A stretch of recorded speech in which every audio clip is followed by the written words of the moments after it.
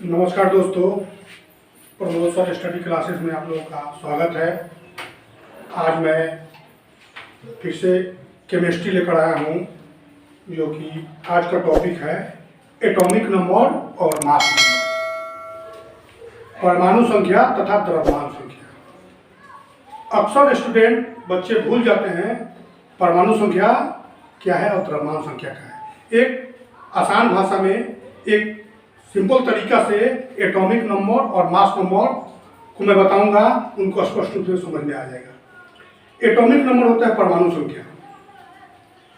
यदि किसी परमाणु में उपस्थित, डिफिनीशन सिंपल तरीका से, यदि किसी परमाणु में उपस्थित न्यूट्रॉन, प्रोटॉन, इलेक्ट्रॉन की संख्या को परमाणु संख्या है। जितना इलेक्ट्रॉन रहेगा उतना ही प्रोटॉन रहेगा, उतना ही न्यूट्रॉन है। जैसे इलेक्ट्रॉन की संख्या 11 हो गई तो प्रोटॉन की संख्या भी 11 होगी और न्यूट्रॉन की संख्या भी 11 होगी।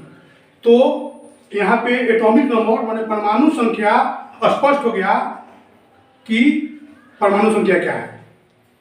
जितना प्रोटॉन रहेगा उतना ही इलेक्ट्रॉन रहेगा, उतना ही न्यूट्रॉन रहेगा। यदि परमाणु में उपस्थित, फिर से एक बार मैं डिफिनीशन बताता हूँ आप लोगों को। परमाणु में उपस्थित electron plus proton plus neutron की संख्या को परमाणु संख्या कहते हैं। ये स्पष्ट हो गया। इसमें और कोई डाउट हो, जैसे मैग्नीशियम का परमाणु संख्या, मैग्नीशियम 12, तो इलेक्ट्रॉन 12, प्रोटॉन 12, न्यूट्रॉन 12, ये कंफर्म हो गया। उसी तरह मास नंबर, मास नंबर होता है द्रव्यमान संख्या। फर्स्ट में बताया परमाणु संख्या, दूसरे में मास नंबर मतलब द्रव्यमान संख्या, उसका भार क्या है। तो भार मतलब वजन होता है।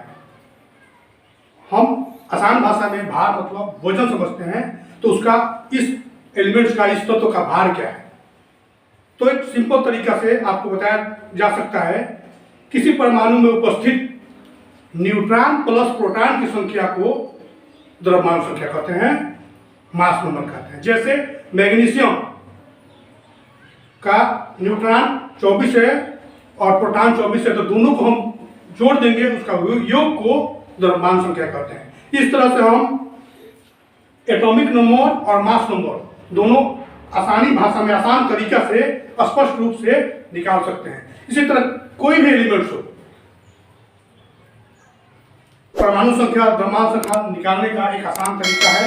इससे और आगे आप लोग पढ़ सकते हैं, निकाल सकते हैं, बना सकते हैं। इसलिए इसमें कोई कठिनाई नहीं होनी चाहिए।